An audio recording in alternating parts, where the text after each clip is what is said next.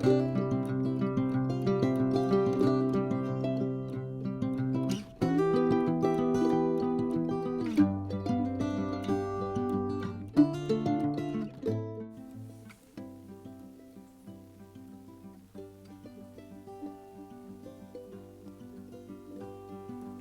Friends, എല്ലാവർക്കും നമസ്കാരം. Welcome to magic recipes.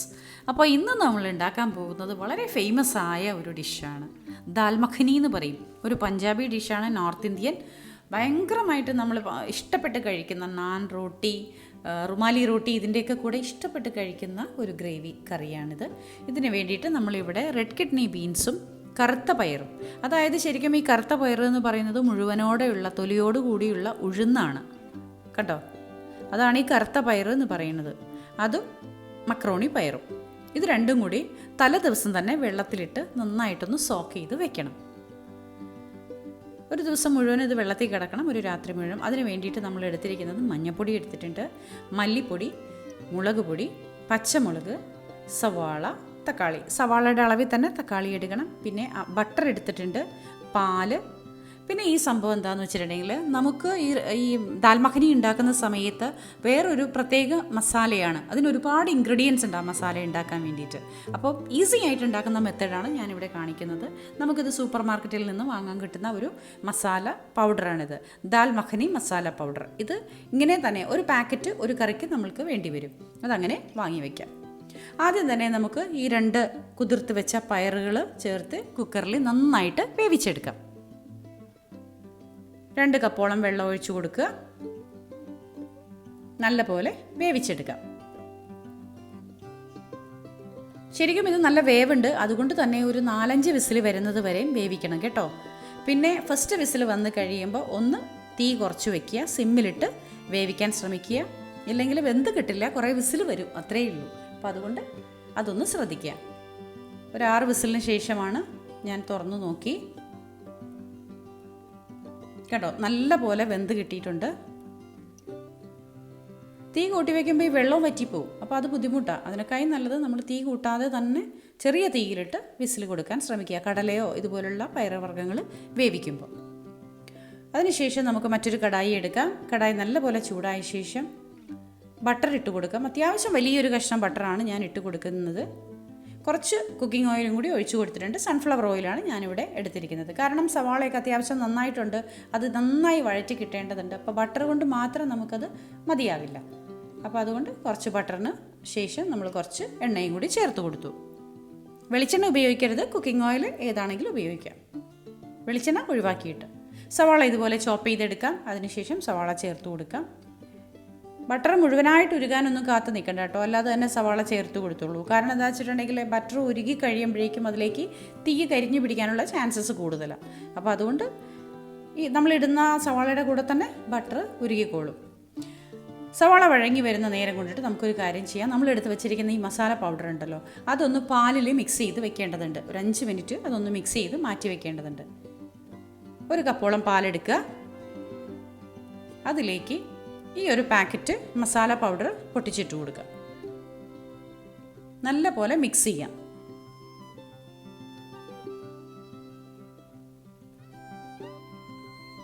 കണ്ടോ, നല്ല പോലെ മിക്സ് ചെയ്ത് നമുക്ക് മാറ്റി വയ്ക്കാം. അപ്പോഴേക്കും നമ്മുടെ സവാള അത്യാവശ്യം വഴങ്ങി വരുന്നുണ്ട്. സവാള നല്ല പോലെ വഴങ്ങി കിട്ടണം. ഉപ്പ് ചേർത്ത് കൊടുക്കാം. ഇപ്പോൾ ഏകദേശമൊക്കെ നമുക്ക് സവാള വഴങ്ങി വന്നിട്ടുണ്ട്. നല്ല പോലെ പേസ്റ്റ് രൂപത്തിൽ നമുക്ക് സവാള വഴങ്ങി കിട്ടി, ബ്രൗൺ കളറായിട്ട്. ഇനി അതിലേക്ക് നമുക്ക് തക്കാളിയും പച്ചമുളകൊക്കെ ചേർത്ത് കൊടുക്കേണ്ടതുണ്ട്. ആദ്യം തന്നെ നമുക്ക് പച്ചമുളക് ചേർത്ത് കൊടുക്കാം. ഇവിടെ എരിവില്ലാത്ത പച്ചമുളകാണ് കേട്ടോ ഇത്, അതുകൊണ്ടാണ് കുറച്ചധികം ഞാൻ എടുത്തിരിക്കുന്നത്. എരിവ് കൂടുതലുള്ള പച്ചമുളകാണ് നിങ്ങൾ എടുക്കുന്നതെങ്കിൽ ഒരു 2-3 മതിയാകും. കൂടെ തക്കാളിയും ഇതുപോലെ ചോപ്പ് ചെയ്തിട്ട് ഇട്ട് കൊടുക്കുക. ഞാനിവിടെ ഫുഡ് പ്രോസസ്സറിലാണ് ഇങ്ങനെ ഇത്രയും നൈസായിട്ട് നമ്മൾ ചോപ്പ് ചെയ്ത് എടുക്കുന്നത്. നിങ്ങൾക്ക് വേണമെങ്കിൽ മിക്സിയുടെ ജാറിൽ ഒന്ന് കറക്കിയിട്ടുണ്ടെങ്കിൽ ഈ പറഞ്ഞ പരുവത്തിന് നമുക്ക് കിട്ടും. എല്ലാം കൂടി നന്നായിട്ട് വഴറ്റിയെടുക്കാം. എണ്ണ തെളിയുന്നത് വരെ നന്നായി വഴറ്റിയെടുക്കാം. കണ്ടോ, എണ്ണ തെളിഞ്ഞ് കാണുന്നുണ്ട് വഴങ്ങി വന്ന ശേഷം. ഇനി ഇതിലേക്ക് നമ്മൾ എടുത്ത് വെച്ചിരിക്കുന്ന 2.5 ടേബിൾ സ്പൂണോളം മുളക് പൊടി ഇട്ട് കൊടുക്കുക. മുളക് പൊടി കശ്മീരി മുളക് പൊടിയാണ് ഞാൻ എടുത്തിരിക്കുന്നത്. മഞ്ഞൾപ്പൊടി 1 ടീസ്പൂൺ. ഇതെല്ലാം ചേർത്ത് മിക്സ് ചെയ്യാം.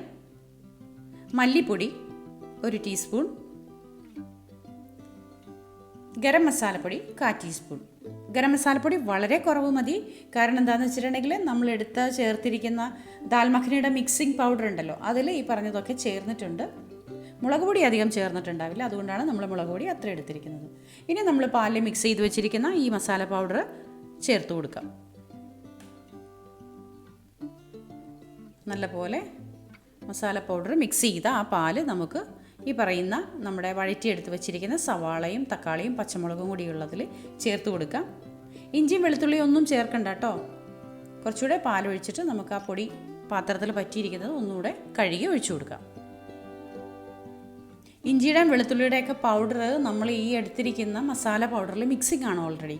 അപ്പോൾ അതുകൊണ്ട് ഇഞ്ചിയും വെളുത്തുള്ളിയൊന്നും ചേർക്കരുത്. നല്ലപോലെ വഴറ്റിയെടുക്കാം. അതിനുശേഷം നമ്മൾ വേവിച്ച് വെച്ചിരിക്കുന്ന മക്രോണി പയറും ഈ ഒരു ചെറിയ കറുത്ത പയറുണ്ടല്ലോ അതും കൂടി ചേർത്ത് നന്നായിട്ട് തിളപ്പിക്കാം. നന്നായി മിക്സ് ചെയ്ത് ചേർത്ത് നന്നായി തിളപ്പിച്ചെടുക്കാം. ഫ്ലെയിം കൂട്ടി വെക്കാം കേട്ടോ. ഉപ്പ് ചേർത്ത് കൊടുക്കാം. നേരത്തെ ഉപ്പ് ചേർത്തിട്ടുണ്ട്. ഇപ്പോൾ പാകം നോക്കിയിട്ട് ഉപ്പിൻ്റെ അളവ് കുറവാണെങ്കിൽ കുറച്ചുകൂടെ ഒന്ന് ചേർത്ത് കൊടുക്കാം. അടച്ചു വെച്ച് നമുക്ക് ചെറിയ തീയിലിട്ട് ഒരു 5 മിനിറ്റോളം ഒന്ന് വേവിക്കാം. ഇടയ്ക്കൊന്ന് തുറന്ന് നോക്കുക. വീണ്ടും ഒന്ന് ഇളക്കി യോജിപ്പിക്കണം. കാരണം ഈ പയർ നമ്മൾ വേവിക്കുന്ന സമയത്ത് മസാലകളൊന്നും ചേർക്കാതെയാണ് വേവിച്ചിരിക്കുന്നത്. അപ്പോൾ ഇത് മസാലയുടെ കൂടെ കുറച്ച് നേരം ഒന്ന് തിളച്ച് വരേണ്ടതുണ്ട്. ഇടയ്ക്കൊന്ന് തുറന്ന് നോക്കി ഇളക്കി യോജിപ്പിക്കുക. വീണ്ടും അടച്ചു വെച്ച് നമുക്ക് ഒന്നുകൂടി തിളപ്പിച്ചെടുക്കാം. ചെറിയ തീയിൽ തിളപ്പിക്കാൻ ശ്രദ്ധിക്കാം. അതിനുശേഷം തുറന്നു നോക്കാം. വളരെ ഈസി ആയിട്ട് ഉണ്ടാക്കാൻ പറ്റുന്നൊരു മെത്തേഡാണ്. ഇതിൻ്റെ മസാല പൗഡറിൻ്റെ ഇൻഗ്രീഡിയൻസ് ഒക്കെ ചേർത്ത് മസാല പൗഡർ തയ്യാറാക്കുന്നത് മറ്റൊരു വീഡിയോയിൽ ഞാൻ ചെയ്യാം. ഒരുപാട് ഇൻഗ്രീഡിയൻസ് ഉണ്ടത്, അതുകൊണ്ടാണ്. ഇനി നമുക്ക് അടുപ്പ് ഓഫ് ചെയ്ത് വയ്ക്കാം. ഇതുപോലെ നല്ല തിള വരുമ്പോഴേക്കും അടുപ്പ് ഓഫ് ചെയ്യാം. 2 പീസ് ബട്ടർ ഇട്ട് കൊടുക്കാം. പിന്നെ ഇത് ക്രീമാണ്. ഈ ക്രീം ഞാൻ വീട്ടിലുണ്ടാക്കിയതാണ്. വളരെ ഈസി ആയിട്ട് നമുക്ക് ഉണ്ടാക്കാൻ പറ്റുന്നതാണ്. പാല് തിളച്ച് വരുമ്പോഴേക്കും അതിൻ്റെ ആ തിളയെടുത്ത് മാറ്റി വെച്ച് ഒന്ന് ബീറ്റ് ചെയ്തെടുത്താൽ മതി. കടകളിൽ നിന്നൊക്കെ വാങ്ങുമ്പോൾ എങ്ങനെയാണെങ്കിലും അതിൻ്റെ എക്സ്പയറി ഡേറ്റൊക്കെ കഴിഞ്ഞു പോകും, നമ്മൾ ഉണ്ടാക്കി ബാക്കി വെച്ച് കഴിയുമ്പോൾ. പിന്നെ വീട്ടത് വേസ്റ്റായി പോകും. അതിനേക്കായി നല്ലത് നമുക്ക് ആവശ്യമുള്ളപ്പോൾ ഇങ്ങനെ ചെയ്താൽ മതി. വീട്ടിലുണ്ടാക്കുകയാണ് ഏറ്റവും എളുപ്പം. അപ്പോൾ ഇത് എല്ലാവർക്കും ഇഷ്ടപ്പെട്ട് കാണുമല്ലോ അല്ലേ? വളരെ ഫേമസ് ആയ ഒരു ഡിഷാണ്. നാൻ, റോട്ടി, റുമാലി റോട്ടി ഇതിൻ്റെ കൂടെയൊക്കെ കഴിക്കാൻ പറ്റിയത്. അപ്പോൾ എല്ലാവരും ഇഷ്ടപ്പെട്ടാൽ ലൈക്കും ഷെയറും കമൻറ്റും തരണം. സബ്സ്ക്രൈബ് ചെയ്യാത്തവർ സബ്സ്ക്രൈബ് ചെയ്തേക്കണം കേട്ടോ. അപ്പോൾ ഒരുപാട് സ്നേഹത്തോടെ നമ്മുടെ ചാനലിൻ്റെ കൂടെയുള്ള എല്ലാവർക്കും താങ്ക് യു വെരി മച്ച്.